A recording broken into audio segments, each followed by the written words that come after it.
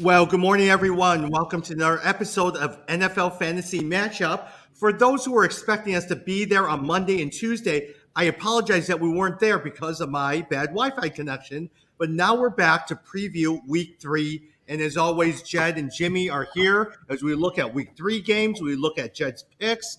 We're going to play a little true and false today, and we're going to talk a little bit about who you need to start and sit. So welcome, everyone. Good morning. Morning. Welcome back. Thank you. Hey, I'm going to start because we have a lot to cover with all of the things I want to look at. I want to first look at some of the news and notes, especially some of the injuries. So, Jed, I'll start. No, actually, you know what, Jim, I'll start with you because we were just talking about that. Christian McCaffrey in Thursday Night Football has a hamstring injury, and usually we know when it comes to hamstring injury with running backs, it may be probably a multi-week injury. He was ruled out the game early in the first quarter after 3 rushing plays. Thoughts on that as well as his replacement? Well, I think as we know, whenever they pull a hamstring and they pull him out so fast, it's never a good thing. So I'm expecting McCaffrey to be out a few weeks. At least he's not out and placed on the IR for the next 6 weeks, but we'll find out here in a little bit. I was telling the guys the thing I was frustrated about is earlier that day, I was sitting there looking at some of the waiver wire pickups, and Chuba Hubbard was there.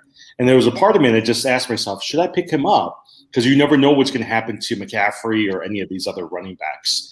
And it goes back to this rule that ESPN calls the James White rule, right? So you don't pick up guys like James White, who's just going to give you 6 to 10 points, but you want to pick up guys like Alexander Madison, you want to pick up guys like Chuba Hubbard, because you know if the number one running back goes down, these guys are going to vault up to the number one running back and get you some really good fantasy points. And so that's what happened. And so I was kicking myself when I saw that. Jed, we saw this last year when Mike Davis, and it actually got him a huge contract over Atlanta. Jed, does that make you, look, as we look back at the number one draft pick last year, we were talking about Dalvin Cook or we were talking about Christian McCaffrey. He does have an injury concern. Yeah, definitely. I think you do. These are commonly called handcuffs, right? Like if for some of your star running backs, you have to have the handcuff. Alexander Madison is one. You got AJ Dillon up with Aaron Jones in Green Bay. You've got, now Hubbard. But it's a tough call because I think you have to know for sure. For example, in Tennessee with Derrick Henry, I don't even know who the backup is because the backup has to be someone who you think can come in and produce at the same level. So I think in this case, Hubbard, I do think is going to be not exactly the same, especially in the passing game. But there's so much there for him to get that it definitely would have been wise to do that. The other thing I'll mention is that this was the Thursday night game. And so that strategy, Jimmy said, of picking up the backup just for the game, you could actually, for Thursday, you can actually do that. You pick it up just for the game, and then you drop him after the game, assuming your pick is okay. And yeah, you know what? That's fine. Because I had Chuba. I was looking at Chuba Hubbard or Henry Ruggs, right? And so I was like, Ruggs is going to have a better season. So I picked up Ruggs. I was like, should have gone after Hubbard. Partly because running backs are such hard players to come by that having a good number one, even for a few weeks, is gold. Yeah, you Jed, have to let have me the go over foresight, to you. it's worth it. Go ahead. Jed, let me go over to you. Darrell Henderson is dealing with the rib cartilage issues. They're playing Tampa Bay. There's a good chance he'll probably be out. Are you starting Sony Michel? I am not starting Sony Michel. I'm expecting this to be a shootout through the air. I think if the Rams are going to stay with Tampa, they're going to have to pass a lot. I expect a lot of fireworks out of this one. So I guess, if you're hoping for maybe a goal line carry or something for Sony Michel, then I think that's potentially worth it. But that's that's the only reason I'd be going there. But we know who we're going to be starting. Cooper Kupp, because that little Cooper Kupp, he's doing great this year. Yeah, you definitely hit that one, Jimmy, and I missed that one for sure. I thought Robert Woods would be more the beneficiary there, but Matt Stafford has looked great. I was high on Stafford, and I'm so happy for him. I hope that this continues. I like to do my picks, and I debated picking the Rams to upset Tampa, but man, Tampa just looks so hot right now. So I think it's going to be a tough one. They're 6.5 point favorites, so it's a pretty big spread. Mm-hmm. Hey, Jim, Carson Wentz has 2 sprained ankles, and they're probably going to play a backup quarterback. Are you even looking at Michael Pittman? No matter what, you're starting Jonathan Taylor. What about Michael Pittman? I'm hesitant for now. Like I think Jacob Eason, no one really knows who he is. I think if Wentz was starting, I would start Pittman. But if there's another better player out there, really, I'm trying to decide, do I start Pittman or Jacoby Myers? And I'm trying to decide between that. And right now I'm leaning towards Jacoby Myers versus Pittman. Got it. Hey, let me go through a couple of these things real fast. Amari Cooper has bruised his ribs. Most likely he will play in week 3. Antonio Brown has tested positive for COVID-19, so he is out most likely for the game. Deontay Johnson avoided a major knee injury, but it's looking better, but not great, and he's doubtful for week 3. I know we're going to talk about matchups a little bit here, Jed, but Deontay Johnson, Chase Claypool, Juju Schuster, who do you like better? I'm starting Juju. I've been playing Juju, and it's been interesting. He's been leading in targets, so that's always a good sign for the first 2 games. But this is going to be an interesting game. And actually, you know what? I'm a little bit of foreshadowing here, but I'm actually I'm not high on Pittsburgh. I think Pittsburgh is in some trouble. I think these 2 games they've looked pretty bad, and so if you can help it, I don't know that I'd start any of those guys. What was telling? There was an article the other day where they were showing how Roethlisberger went down and was sacked. And I don't know if you saw that, but none of his offensive linemen picked him up. And I forgot which one. Ryan, I forgot who it is from ESPN was saying that's a telling sign. Either they are not committed to their quarterback or they just haven't gelled, right? Because he says when your quarterback goes down like that, your offensive lineman needs to defend you. And I just feel like there's just this disconnect right now between Roethlisberger and the rest of the team, and it's showing on the field as well, too. Yeah, I agree. I think the bottom line is Roethlisberger just looks really old. This just shows you it's hard to beat Tom Brady. Roethlisberger it looks like he fell off of a cliff. He doesn't have the arm strength. I think the team knows it, that he can't carry them anymore. And so he's lost the team a bit. I want to throw out one quick stat I read. I don't know if you guys heard this, but Tom Brady, there's a good chance he will have thrown more touchdown passes as a 40-year-old in his 40s than in his 30s. That is just insane. Like, I cannot believe that stat, but this guy is superhuman. The caveat they did give, though, I think that's a great stat. The caveat they did give is the fact that in his 40s, the league has become such a passing league that if you think back to when he was in his 20s, it was more running game, right? Which quite honestly, Pittsburgh, if we go back to the Steelers, I wish the Steelers would embrace that. Just feed it into your running back and figure out how to use your receivers. Right now, they're still trying to be a pass-heavy team and running second when they need to flip that around. Yeah, you're absolutely right. And the other thing I was going to say, Tommy, is I feel like, we've said that the first 2 weeks of the season are when things are a little bit, you can't really trust what you see. Now that we're going into week 3, you start to see some trends. And we can start, maybe we'll do a segment later, but we can start talking about some of the surprising trends this season. One I'll just mention, for example, Pittsburgh, that drop off. I think that is an interesting one. I think it potentially is a trend. Another is Las Vegas. I think the Raiders have been stronger than I expected. Houston was a surprise. Jacksonville, not as good as I think we were expecting. Sam Darnold last night with the Carolina. He might be a real thing, right? Oh, Carolina is a huge surprise. 3-0. If not for McCaffrey going down, it would be some serious hype there. So, and then Washington, of course, with the injury not being as great as we were hoping to. So there's all these trends. In week 3, you should be starting to think about those because now they're getting real. Now you can start banking on some of those trends you're seeing. Totally, yeah. Like, for instance, the first week trend was Antonio Brown, who caught all of those yards from Tom Brady and kind of dropped off, and now he has COVID. And you saw Mike Evans really struggled, and you were wondering, well, is Antonio Brown going to be your second receiver? And there you go in terms of now Mike Evans shows that he's still there as well, too. Hey, Josh Jacobs most likely was questionable for the team. As a result, Kenyon Drake will probably start. Jim, let me actually go with you. With the 49ers, Trey Sermon is dealing with a concussion. Kyle Shanahan says that Trey Sermon should be good to go for playing on Sunday, as well as Elijah Mitchell, who is actually had a shoulder injury, so they should be back. Are you looking at Elijah Mitchell to start? And I know you're trying to trade for Trey Sermon. What do you think about those? Jed, that's what I've been doing this week. Is I've been going after Trey Sermon, and because I was like, look, he's got a potential to do pretty well. He might be down right now, so between him and also the running back Williams in Denver, I've been going after those two because I feel like long term they're going to be good. By the way, remember my friend Chris Rothert who joined us? He wanted me to remind you guys that he was the one who told you guys about Elijah Mitchell when we were doing that mock draft early on. So but I'm not big on Mitchell. Of the two, I would take Sermon over Mitchell all day long. And I totally agree with your strategy. Yeah.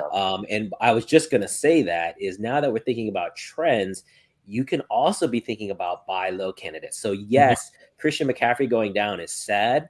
For some of you, he becomes a target. Make a potential trade offer to get him onto your team if you think he's going to come back healthy after 4 weeks. That could blow your team up. There's a couple players out there who are low right now who I think if you go after them, they're going to benefit in the long run. So, for instance, I saw in one of the leagues, I don't know which one I got left, someone just dumped Joe Burrows. And if you need a backup quarterback, I pick him up, because I was like, he's going to, even if it doesn't register in wins from a yardage standpoint, he's going to be throwing that ball. Yeah. ESPN was mentioning one person that is a good trade candidate is A.J. Brown. He had 2 terrible games, and people are wondering, is it Julio Jones or A.J. Brown? If you want to make a trade offer for A.J. Brown, because he cannot be this bad all year long. Yeah, I agree. Well, same with Metcalf. Metcalf hasn't had a great start to the season, but I'm not giving up on Metcalf. I think he's coming back big time. Jarvis Landry plays on IR. He will miss at least 3 games. Derek Carr is playing. Dalvin Cook. Hey, Dalvin Cook there's a good chance for some of you guys who are listening, there's a chance that he may miss the game, but watch with that and make sure that you have Madison. Alexander Madison. No. I'd be shocked. That's the one thing about Dalvin Cook is he has played through so many injuries. The guy is just he's a machine. Like if you look back on his history, I don't know, it's very rare for him to miss games. I think he missed 2, I want to say last season. So I'm thinking he's going to play, but you gotta watch the news closely. Got it. And then Tua is out. Andy Dalton out. Josh Fields makes his first start of the season. And that is it for our news and notes. Let me actually go with Jed's picks. From that point on, I want to go through the matchups really quickly today and then go through some of our artist segments. So, Jed, I'm going to turn to you. Yeah, sure. So, last week we went 2-0. I think we did pretty good, actually. We should keep track of this too, guys. So we picked the Titans and got that right, and picked the Packers was the lock and got that right. So for this week, the upset that I'm going to go with is the Bengals over the Steelers. We talked about the Steelers' problems. This is actually in Heinz Field, so this is quite a task for Cincinnati. The Steelers are 3-point favorites, which just basically means they're home favorites. But I like the Bengals here. I think the Bengals defense has really improved. I think they will be harassing Ben all day, and I have a good feeling that the Bengals are going to take this one. So get Joe Burrow and your players in there. The other one I'm going to pick is I was thinking about I was leaning back to Seattle, actually. I was thinking about that, but I'm going to go with the Raiders. We just talked about the Raiders. They're only 4-point favorites against the Dolphins. I think they will cover that spread pretty easily, and so I'm taking the Raiders over the Dolphins. Raiders over Dolphins. Very good. Do you think it's going to be the running game, or do you think Derek Carr is going to have a great game? Either. I think the Dolphins are in disarray without Tua there. I think it's just going to be a little bit of confusion on their side. So, it's great that Carr is going to potentially be there. One thing I'll mention, you talked about Josh Jacobs being out and Kenyon Drake stepping in.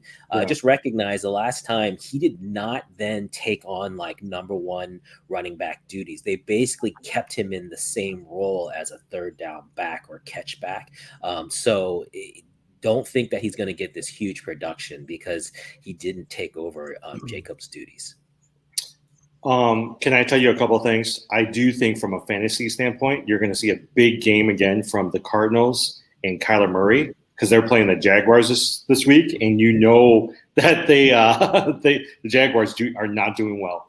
I also expect a pretty good game again from Daniel Jones. And so I was telling Tommy the other day, if they see Daniel Jones on the waiver wire, I would pick him up because I think actually going back to one of the trends for the season, I actually think Daniel Jones is going to have a pretty good fantasy season, and I think he's going to do pretty well this week.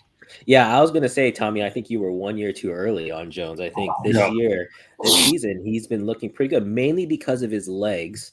His passing accuracy is still pretty atrocious, like still in the 50%. But you're right. As far as fantasy points, again, if you don't have a top 10 quarterback, top 12 quarterback, and you need someone, I think you could do pretty good with Jones. And remember, our bye weeks are coming up in a couple of weeks, so we're going to start hitting those bye week replacements, and I think Jones is someone you could target. And the one person that you talked about that I don't trust, Jameis Winston. I thought after the first week he was doing great, but he's playing the Patriots this week. I don't think he's going to do anything this week. I can see them getting to the point where at some point they're going to be like, forget Jameis Winston. We're going to go with somebody else. Yeah, you might be right. That's why we said don't jump too quick after one game, week 1, week 2, you got to see. I think the jury's still out. He had a tough week last week. Let's see how he does against New England. There's just so much offense potential in New Orleans. I hate to give up too early on those guys. Yeah.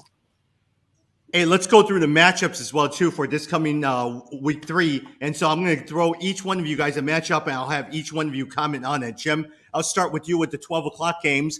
Colts against Titans. Give me your thoughts on that. Colts against Titans. I think Titans are going to end up winning. I can see this potentially being a game where Ryan Tannehill gets back into fantasy relevance and actually has a pretty good game with A.J. Brown and Julio Jones.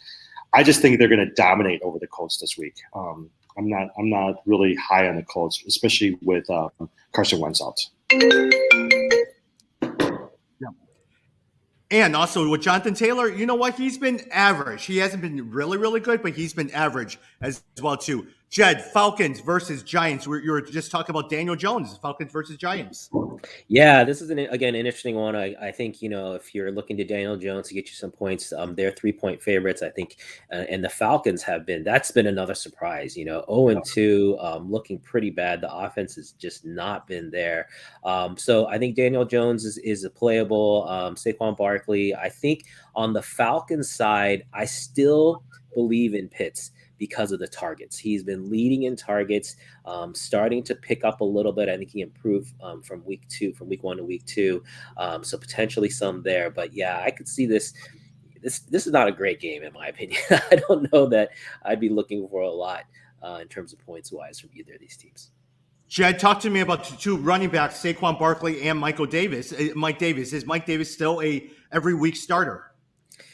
Oh, that's a good one. I don't think so. I really don't. Even though he's the starter in Atlanta, the points aren't there. I keep saying this over and over, guys, but if you have a team that can't score more than 20 points a game, there's only like 2 or 3 touchdowns for you to potentially try to get. And touchdowns is really what puts you over the top. You can get all the yardage, but you got to get touchdowns. And so if the offense isn't scoring, you're in a world of hurt. And so that's my concern with both these teams. That's why I've never drafted Saquon Barkley. Well, the other thing, too, is if you look at Atlanta, last week, Cordell Patterson, the former Chicago Bear, he had 20 fantasy points, and he was evenly split with Mike Davis. So for a lot of people, they were picking up Cordell Patterson versus Mike Davis. I still think that between Ridley and Pitts, they're going to turn it around because I think one of the arguments right now is that Atlanta is working with the first-year offensive coordinator, and they're learning how to work together. So maybe these first couple of games were just, okay, we're going to try to figure this thing out, and then we're going to do well in midseason. That's what I'm hoping for right now. Yeah, Jim, let's go over to Chargers versus Chiefs. Everyone seems to love it. Mike Williams these days. He's been exceptionally popular. Talk to me about Chargers versus Chiefs. Okay, so last week we anticipated a big offensive production from both Dallas as well as San Diego. And I actually think that we could have had it. Herbert actually could have had 2 to 3 more touchdowns if there wasn't penalties or drop balls. And so I'm hoping that this week they would have solved this problem, because Justin Herbert is one of my quarterback in most of my leagues, and I need him to start doing well. But with that said, Mike Williams is having a great year. He is injury prone, and so there's a part of me that says, okay, how long is this going to last, and when he's going to get injured? But I do expect them to be trying to catch up. How about this? I think Patrick Mahomes, Travis Kelce, Tyreek Hill is going to have a great year. Justin Herbert, Keenan Allen, all of those guys are going to have to keep up with them offensively. I still would not start Pollard from the Chiefs, though, because I just don't think he's doing well right now. Yeah, the Chiefs are 6.5-point favorites here. And remember, they're coming off that 1-point loss to Baltimore. I think they're going to come out gangbusters. I think they're going to kill the Chargers. I think they're mad. I think the Chargers, though, can get a lot of points in garbage time. Trash pickup, just basically, like you said, Jimmy's trying to stay close. They're going to be throwing the ball a lot.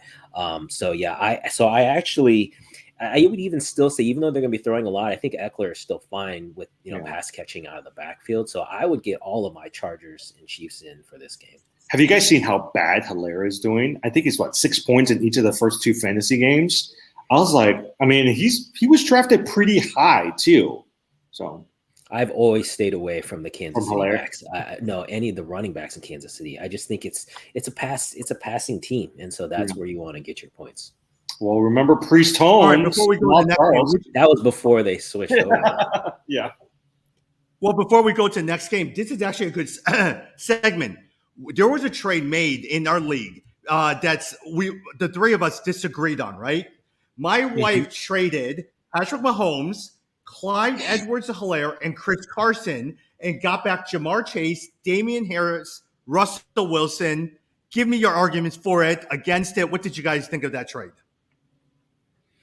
I didn't like it. I didn't like it because I thought that she went down from Mahomes to Russell Wilson, and I thought that Chris Carson to Damien Harris and Jamar Chase. I thought Chris Carson was better than both of those as well. Now, the one potential argument was this is a dynasty league, and so the idea of getting Jamar Chase and as a keeper, I think that's the only saving grace of that trade. Otherwise, for this season only, I thought it was pretty lopsided.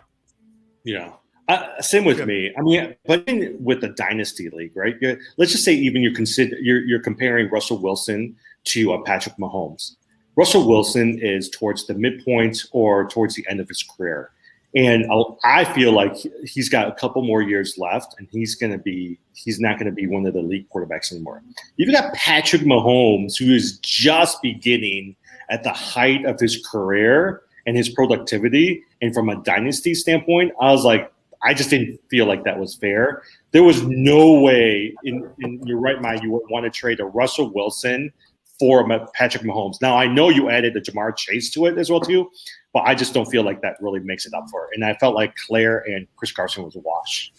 See, I don't think they're a wash. Right. I think Carson is better than Hilaire, like we just said. In a dynasty, yeah. But in a dynasty, because in a dynasty league, Carson, I mean, he's got a couple more years. Hilaire, I just didn't think it was that good. So for me, that's why I put him as a wash. All right, here's my argument for that, right? Russell Wilson, if you look at that and Patrick Mahomes, last year, total score, Mahomes was 15 points higher in total fantasy points from Russell Wilson. So that's one. Number two, if you do lose it in Dynasty, there are a lot of quarterbacks that are sitting out there all the time that could, not as good Mahomes, but still could give you. Chris Carson, the concern that I was telling her is, there's sometimes Chris Carson gets injured quite a lot. He seems to be doing really, really well. And then in week 7, he's gone. And so you can't always count on him for the last 2 seasons because I've had him for the last 3 seasons. So suddenly you have Jamar Chase, who's your number 1 running back, Damien Harris, who I feel like is actually going to be your bell cow lead running back, and Russell Wilson, that actually is above normal. And if he's not good in a couple of years, go get rid of him because there's probably going to be a whole bunch of other quarterbacks sitting out there. So that was my argument for that. Yeah, but here's the thing. If you have a dynasty league, don't you want Patrick Mahomes as one of your foundational players? Like, I don't want to No. every year be trying to decide which quarterback do I want to go on.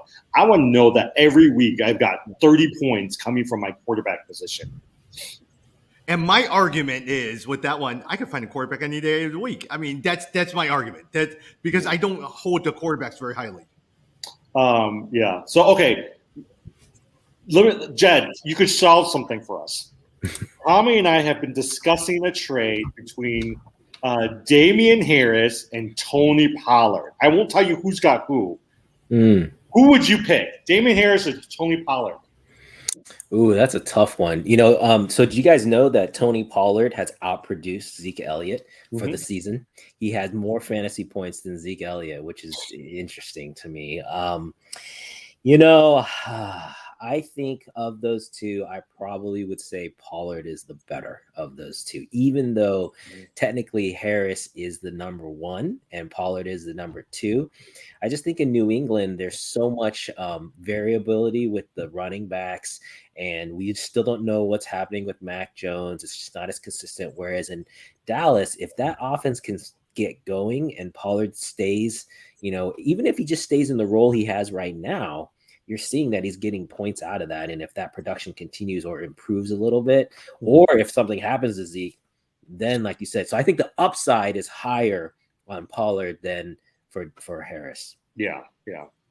So Tommy's got, because the argument all the time is that eventually Ezekiel Elliott earns way too much money. All right, they're going to cut him sooner or later. So you're going to have to promote Tony Pollard. But for this year only, I actually think Damien Harris is actually going to be your primary ball carrier and get the majority of the carries. well, Tommy's got Pollard, and I've got Harris, by the way. Yeah, I mean, you guys should. I mean, you can trade it because for me, like Harris, he's number one. But what does that mean in New England? It doesn't mean a whole lot, right? You still got a ton of people behind them, and so I don't think it's as valuable.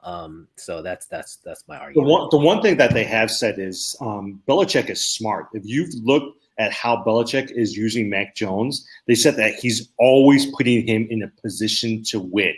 I think a majority of the third downs he's in, they were saying he's usually in third or fourth or less. So which means that to make that third down, he doesn't have to do much, right? And so they said that's one of the genius of Belichick is the fact that he's been able to put Mac Jones in a position where every time he does it, goes into third down, he's able to get that third down and go into first, right? And so that's one of the reasons why I think for me, I've been hesitating for this year for Damien Harris is they need a Damien Harris to be able to offload some of the pressure off of Mac Jones. But if it's a dynasty league, I anticipate that next year, Elliott's not going to be on the Cowboys.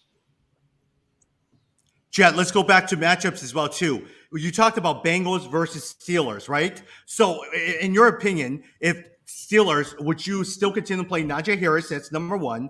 Are you playing all three Bengals wide receivers, Chase, Boyd, and Higgins this week? So I like Chase and Chase and Higgins. Boyd is high. It'll be interesting to see if it's a shootout. That's what I'm not sure of. I think Cincinnati is going to win, but whether or not it's like this offensive battle, it might be a defensive battle. Like I said, the Bengals, their defense, don't sleep on their defense. They made a lot of improvements this season, and I think that's the strength of the team, really. So, no, I guess I would say I'd really only play the top two wide receivers. On the Steelers side with Najee Harris, I'm tempted to say I wouldn't start him. If you have another option, I think I would go with that. Yeah. See, I think I disagree on that. I actually think that Najee Harris, I actually think the Steelers might be smart and they're going to force feed Najee Harris and start running it. And you might see them changing their offensive philosophy, that especially with how Roethlisberger is struggling too. Yeah, that could be. I mean, just like that's what Tennessee did, right? So Tennessee week 2. Yeah, look at Derrick. Yeah, they fed Derrick Henry. So you're right. If they do that, great. Then maybe that changes the game. But like I said, it'll be interesting to see Harris versus the Cincinnati defense because I think they could stand up to that. But we'll see. Mm-hmm. Yeah, Jim. Bears versus Browns. With the Browns, a lot of times Odell Beckham is iffy as well too. Besides Nick Chubbs, are you starting anyone on the Browns? And also with the Bears, I mean, Fields is starting for the thing. What does that say about Allen Robinson? So for the Browns, here's the thing: is if I have Kareem Hunt, I'm going to start Kareem Hunt as well as also Nick Chubb. The other person I would really consider is an Austin Hooper. Last week, actually, when all the receivers were out, Austin Hooper was actually the one who was targeted the most by in the system. And so if I had him as a tight end, I actually would really consider starting him. I would not touch outside of Montgomery. I'm not touching any of the Bears for now because I just want to see how Justin Fields does. I actually think he will do well. My guess is he'll score at least 1 or 2 touchdowns because in the last 2 games, Cleveland has allowed at least 1 passing touchdown from their quarterback. So I anticipate him to have 2 touchdowns. I do think Robinson's going to have a better game. I do think that Mooney's going to have a good game, but I'm going to wait a couple of weeks for them. But I do think Montgomery, Hunt, and Hooper are people you want to start along with the Chubb. Who do you think is going to win? I actually think the Bears are going to win. You know, Nagy keeps saying, oh, you know, Dalton's going to get the job when he comes back. Dalton's not going to get the job when he comes back. Fields has got it. And all he needs to do is get a couple wins, throw a couple 100 yards, get a couple touchdowns and wins. He'll be fine. He'll keep this job. The Browns are 7.5-point favorites, so I'll just say that I do like the Bears because I don't think the Browns will cover. No. And I do think that Fields could surprise. So we all saw Fields throws a beautiful ball. If you get him time, he throws a much cleaner ball than Dalton. And so I think you could see Allen Robinson especially. I think he could really benefit from the accuracy. Okay, so here's a sleeper, right? And it's just somebody to watch out for, but Marquis Goodwin. In the last game that Fields played in, which is last week, he threw 5 balls to Mooney, 5 balls to Robinson, and 4 balls to Goodwin. So I actually think Goodwin's going to – and he's a speedster. He's going to go downfield, and Fields is going to go after him. Yeah. Now, my argument, my prediction at least is the offensive line for the Bears is going to continue to struggle. So you're going to walk away with the game saying he didn't have enough time to throw, but man, did you see his legs? And he ran and really did really well and also beat the coverage through that. So I think a lot of times you're going to see his legs really show. So I've got Fields and Tannehill. Would you guys start Fields over Tannehill? No, I start Tannehill. All right. Yeah.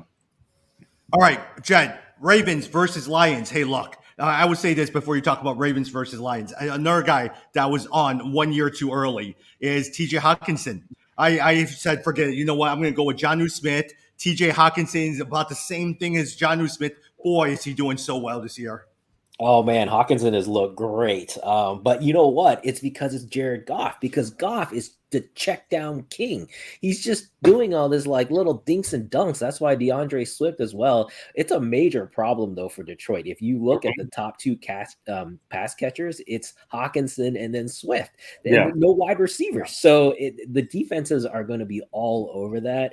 I think Baltimore comes out. That was a great win for them to get their first win against the Chiefs. I think they're going to continue to roll on. They're 8-point favorites here.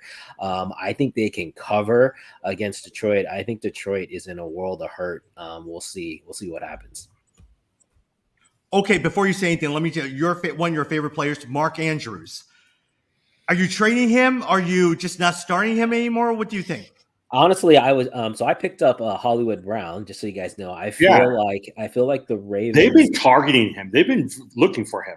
I feel like the Ravens passing offense is finally coming around a little bit. So if you've got Andrews, I would say hold on. I don't think I would want to trade him just yet because I feel like the Ravens, if they win another couple games here, they could be the strong team that you want to, hook your fantasy hopes to. I really think, Tyson Williams has actually been this year's James Robinson. And I actually think when it's all said and done, he'll be one of the top 10 running backs for this fantasy season. And I think you're right. Marquise Brown, they'd be going after him. Now, whether or not he's going to catch those balls, that's a different question whatsoever. But they're going to need to find a third person after those 2 players. And you're hoping it's Mark Andrews, but right now he's just disappeared from the offense. Yeah. Jim, let's go over the Saints and Patriots. Besides Alvin Kamara, they're playing against Bill Belichick and the Patriots. You're not starting Jameis Winston. You're not starting Callaway. You're not starting anyone besides Alvin Kamara. Patriots, you were talking about Jacoby Myers, Nelson Aguilar. Thoughts on that matchup? So I still think that, I was really high on Winston, and I still think there's a small chance he can still recover, but I see him as this year's Cam Newton. He just hasn't done well. And I think this week is a really, really tough matchup against Belichick and the Patriots. I think they're going to go hard after him. They're going to run and blitz him every time. I think Winston's going to make some bad mistakes. They're going to have to try to figure out how to get Kamara going, because last week he only scored like 6 fantasy points. And so they're going to have to figure out a way to get them. Otherwise, they're going to have to bring in a new quarterback, Taysom Hill, most likely, to end up coming in. For the Patriots, I think the Patriots usually have the same thing, right? Mac Jones will throw like somewhere between 180 to 200 yards. They're going to score like 2 touchdowns. Damien Harris is going to score rush for 90 yards. James White is pertinent. And then you've got either Jacoby Myers or Nelson Aguilar. Nothing sexy, but if you need some consistent points, they're there for you.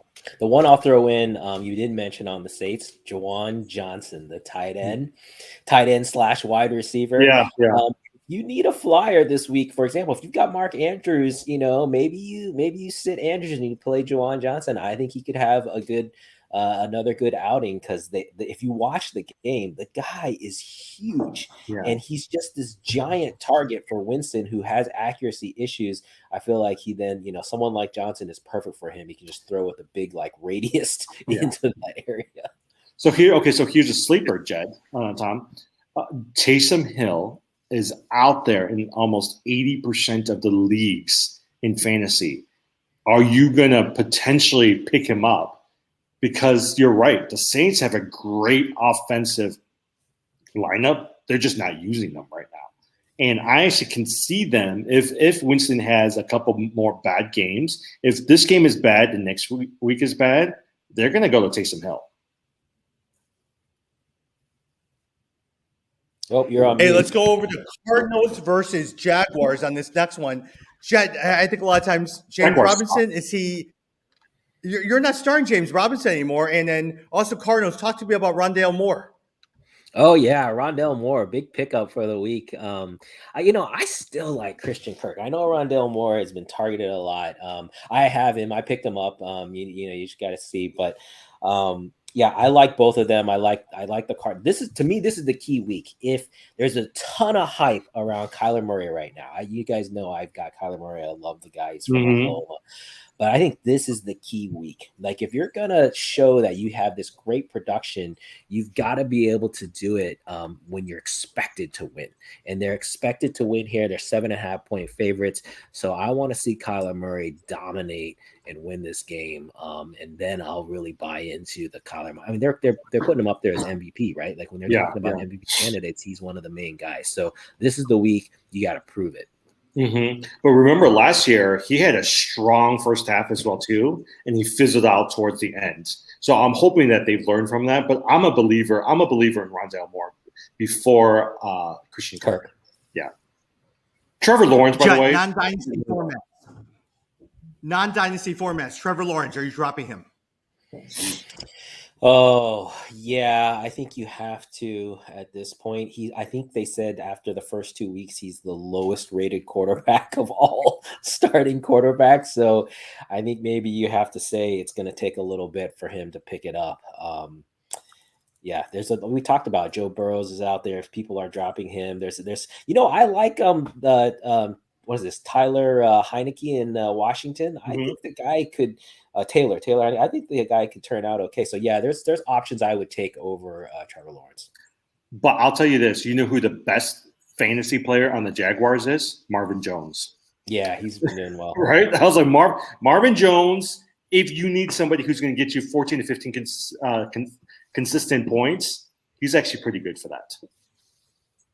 Yeah, and the argument for why Marvin Jones is actually Darrell Bevo is offensive coordinator. He was the same offensive coordinator when Marvin Jones did so well in those years over at Detroit. So a lot of times they're familiar with each other during that time. Mm-hmm. All right, Jim, Washington football team against the Buffalo Bills. Logan Thomas, are you starting him? And also the one person, Zach Moss. Last week had 2 touchdowns. Mm-hmm. Devin Singletary continues to get the yardage, but Zach Moss gets the goal line. Okay, let me say this. I think Jed, you said a couple of times that Tommy was ahead by a year in picking his players. Last year, he kept going after Daniel Jones, and he kept going after Kenny Galladay. Tom, who was the other person you kept going after last year who's doing really good? Kenyon Drake, yeah. Oh, Kenyon Drake, right? So Dan, just some of them are doing great. This year, he keeps going after Antonio Gibson and all these Washington guys. He's in last place because of that. I still think Gibson will do well, but I am really disappointed in how Washington is handling themselves. Outside of McLaren, Logan Thomas has not broken 10 points. Gibson, I don't even know if he's scored a touchdown yet because they keep going after McKissick.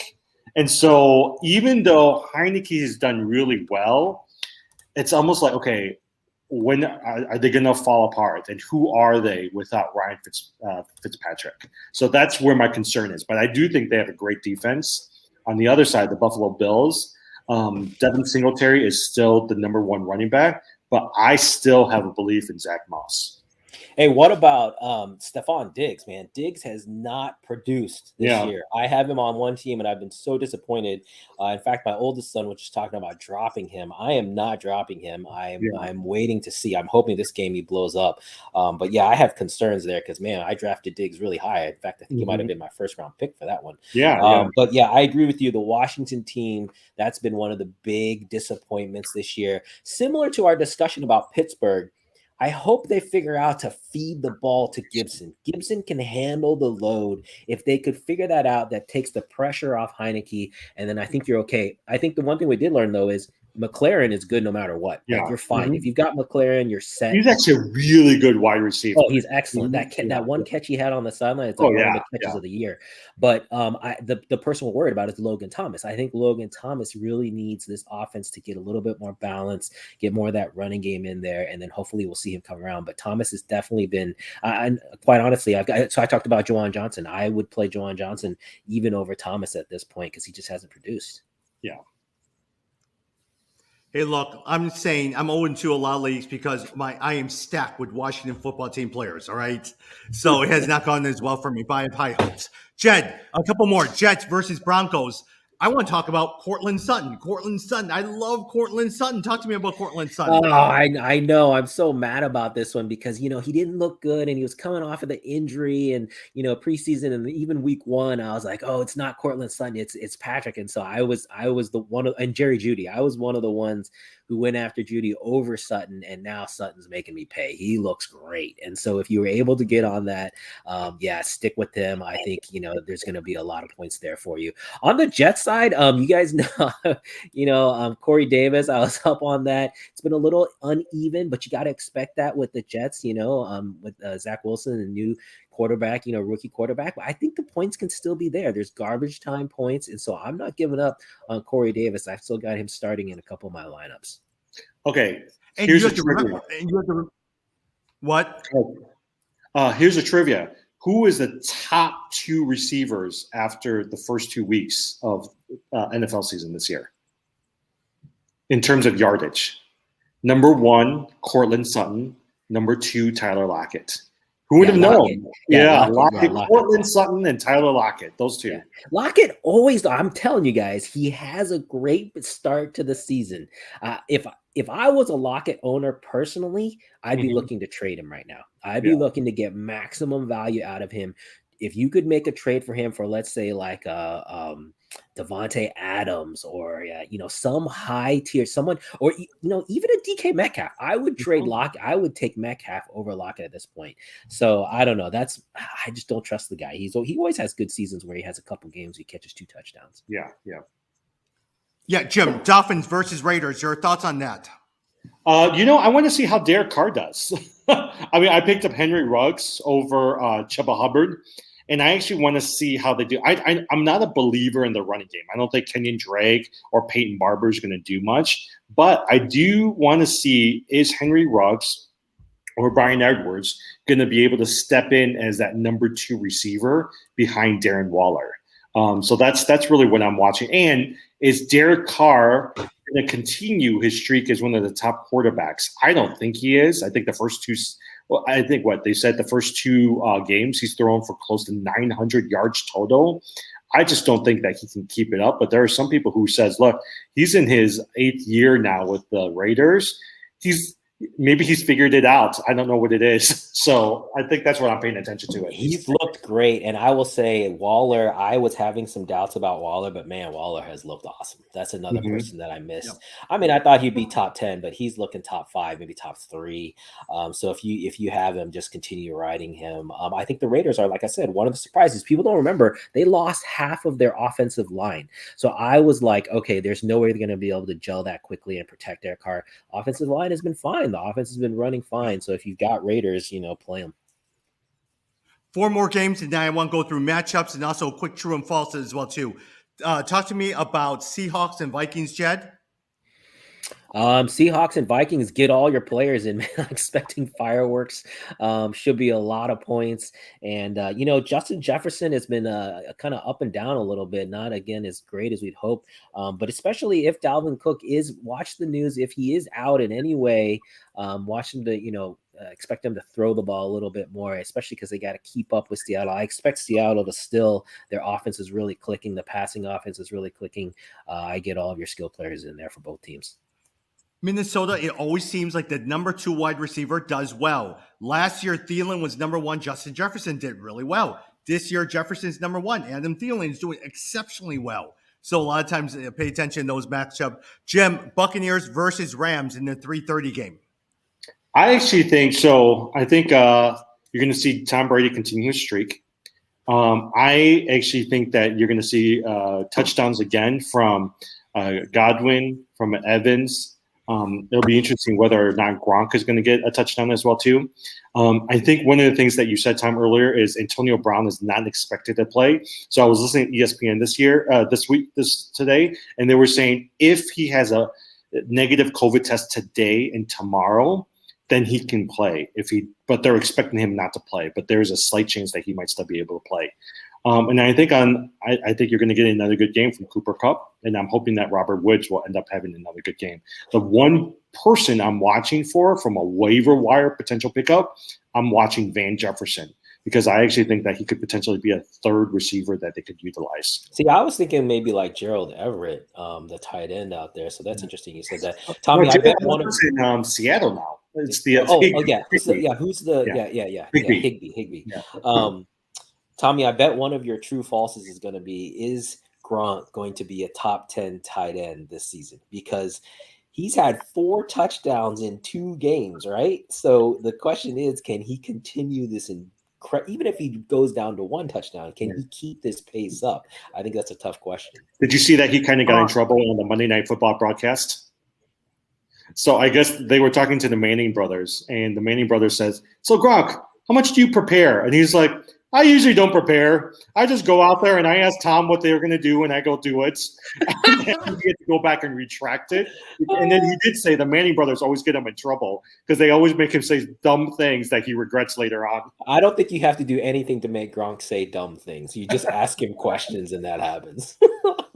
All right, the greatest joy of I had to get up at 4 a.m. this week during the waiver wire because Gronk was on waivers in one of my leagues. I got him. I was so happy that I got Gronk on waivers. So you're starting him? Yeah. Okay, so everyone remember. Over Logan Thomas? Yeah. Okay, so Gronk's going to have a bad Sunday, guys. Tommy put him in, so just be warned. Hey, a couple more. Jed, Packers versus 49ers, and then Jim, Eagles versus Cowboys. So Packers, 49ers. This is a fun game to think about, right? I mean, 49ers defense has been keeping them in, had a strong outing last week. I think 49ers are 3-point favorites.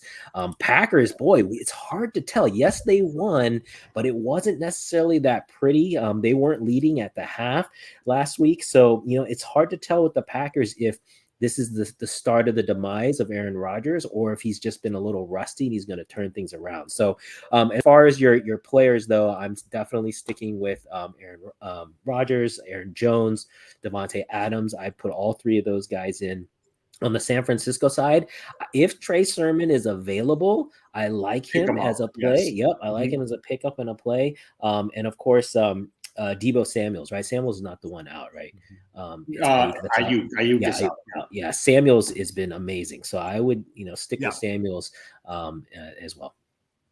Deebo Samuel has been great. Hey, speaking about that, Jimmy was in one of our leagues playing against our friend Arnold. It came down to Devontae Adams against Aaron Jones. I said, you know what? Adams probably won against.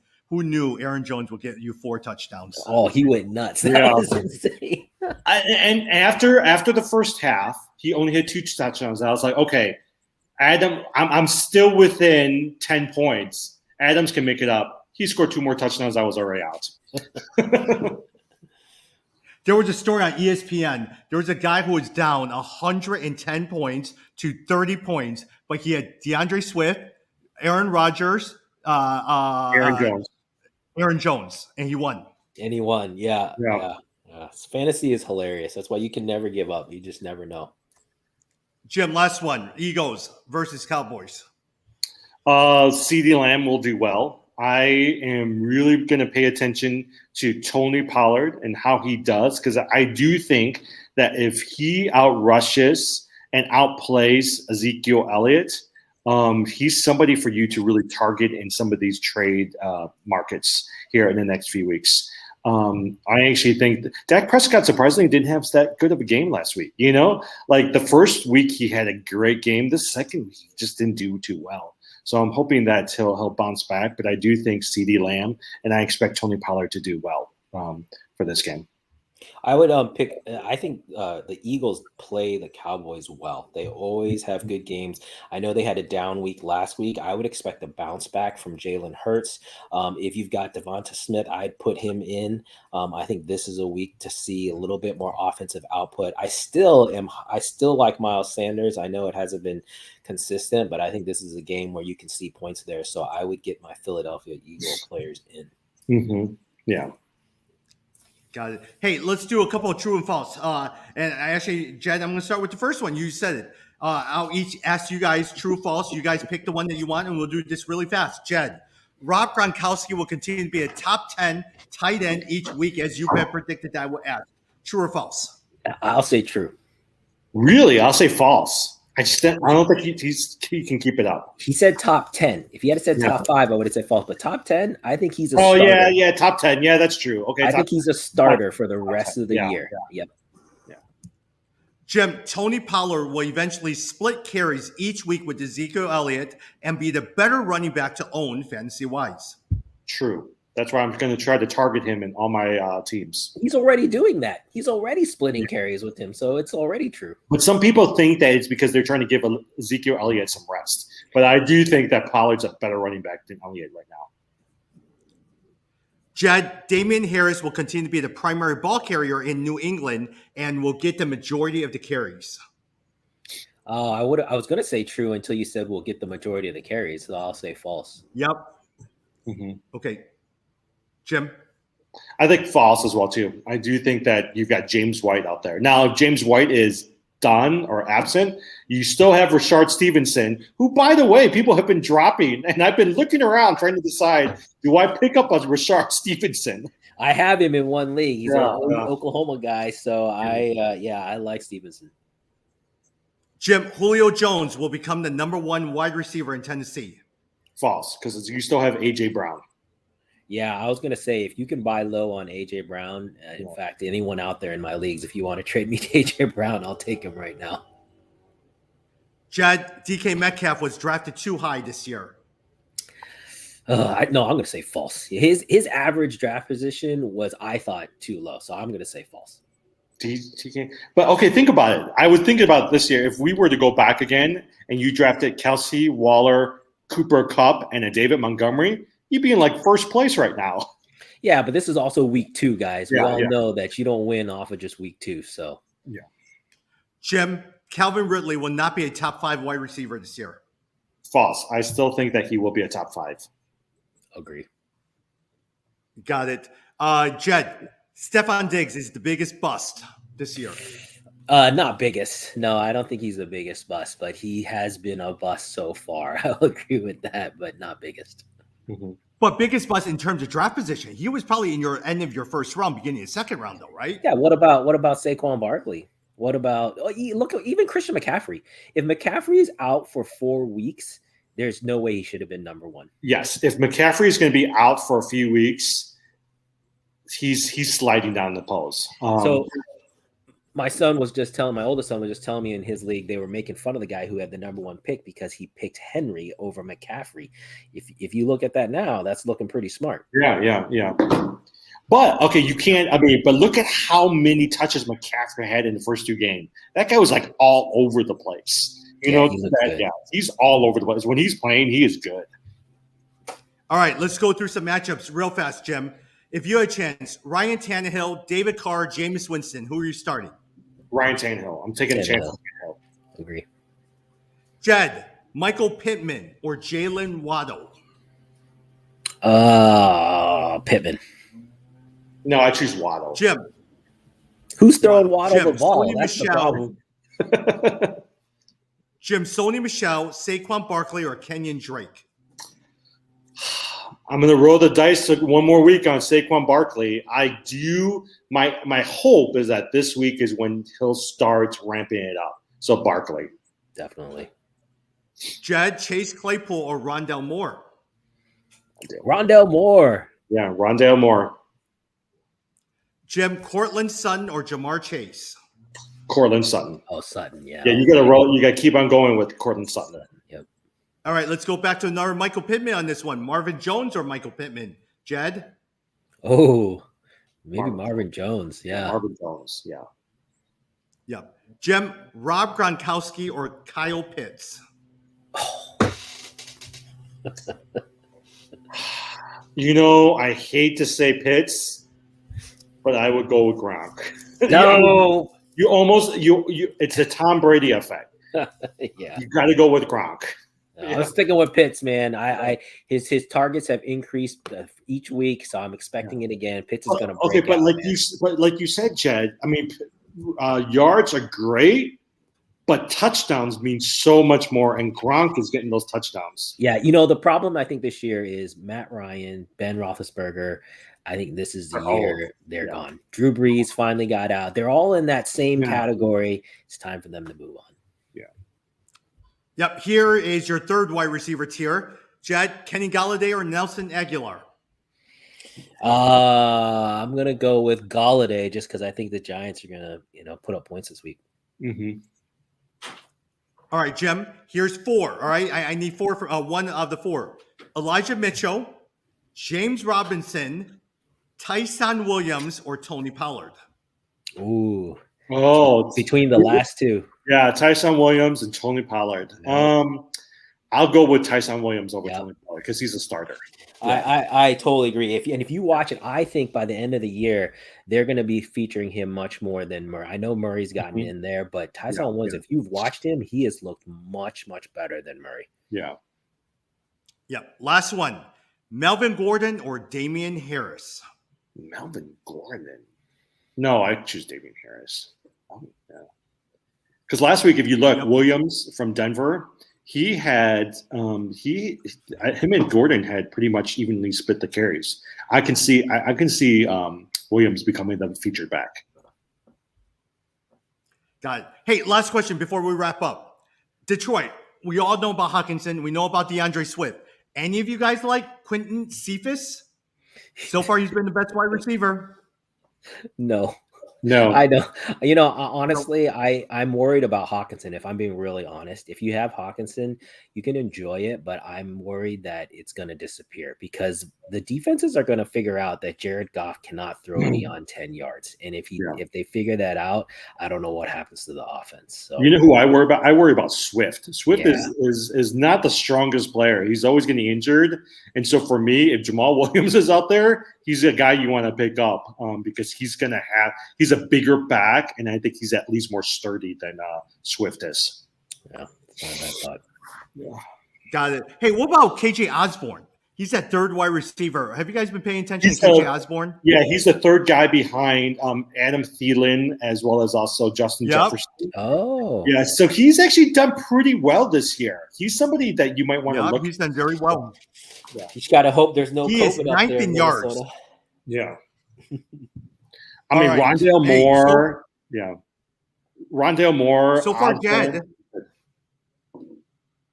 Jed, so far, Cousins has not gotten himself COVID so far, so he's been doing pretty well. It's only 2 weeks in, guys. I don't know about you all. My kids, I've got 4 kids at home in school, and every single week we have gotten an email. Oh, somebody in 1st grade got COVID. Oh, somebody in 4th grade got COVID. Oh, someone in 5th grade. Every single week. I think it's only a matter of time.